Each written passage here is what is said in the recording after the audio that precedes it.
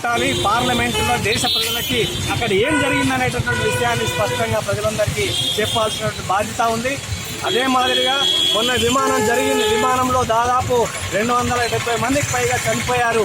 ఆ ఘటనకు సంబంధించినటువంటి బాధ్యులు కూడా ఎవరు ఏంటి అనేటటువంటిది ఇప్పటి వరకు వాటి మీద విచారణ లేదు.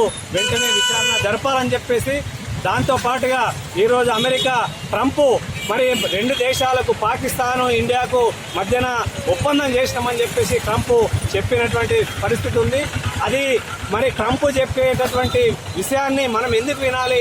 మన దేశ సార్వభౌమత్వాన్ని ఎందుకు తాకట్టు పెట్టాలని చెప్పేసి మేము ప్రశ్నిస్తా ఉన్నాం. కాబట్టి ట్రంప్ సామ్రాజ్యవాదాన్ని మనం విడనాడాలి. అట్లాగే ఈరోజు మరి అంతర్జాతీయంగా చూసినట్లయితే ఇవాళ అమెరికా మరి గాజా ఇజ్రాయెల్ని ప్రోత్సహిస్తూ గాజా పైన అట్లాగే పాలస్తీనా పైన ఈరోజు ఇరాన్ పైన యుద్ధాన్ని కొనసాగిస్తూ ఉంది.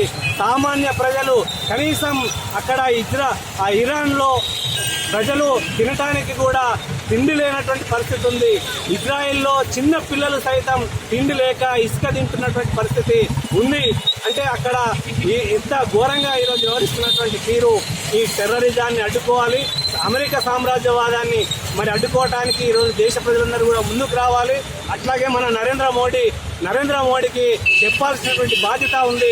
యుద్ధం అవసరం లేదు, శాంతి ద్వారానే చర్చలు జరపాలి.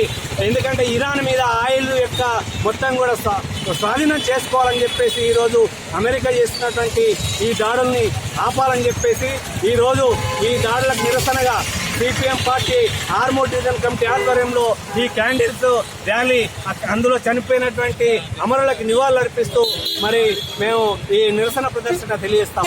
భారతదేశంతో పాటుగా ప్రపంచం మొత్తంగా యుద్ధ ఛాయలు కమ్ముకున్నాయి. భారతదేశం పహల్గామ్తో ప్రారంభమైంది. ఇప్పటి వరకు పహల్గామ్ ఉగ్రవాదులని పట్టుకోలేదు. వాళ్ళ పేర్లు కూడా బయట పెట్టలేదు. ఆపరేషన్ సింధూర్ పేరుతో ఉగ్రవాద స్థావరాన్ని కూల్చివేయడంతో సరిపోదు. ఆ పేరుతోటి అనేక మంది సైనికులు ప్రాణాలు కోల్పోయి వాళ్ళ కుటుంబాలు వీధిన పడ్డాయి.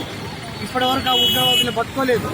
అంతేకాదు భారతదేశంలో ఉన్నటువంటి దేశ భక్తులైన నక్సలైట్లను కూడా కగార్ పేరుతోటి చంపేస్తా ఉన్నారు.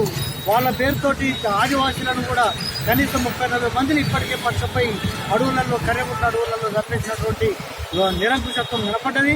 అవన్నీ కూడా ఆపాలి, శాంతి చర్చలకు రావాలి.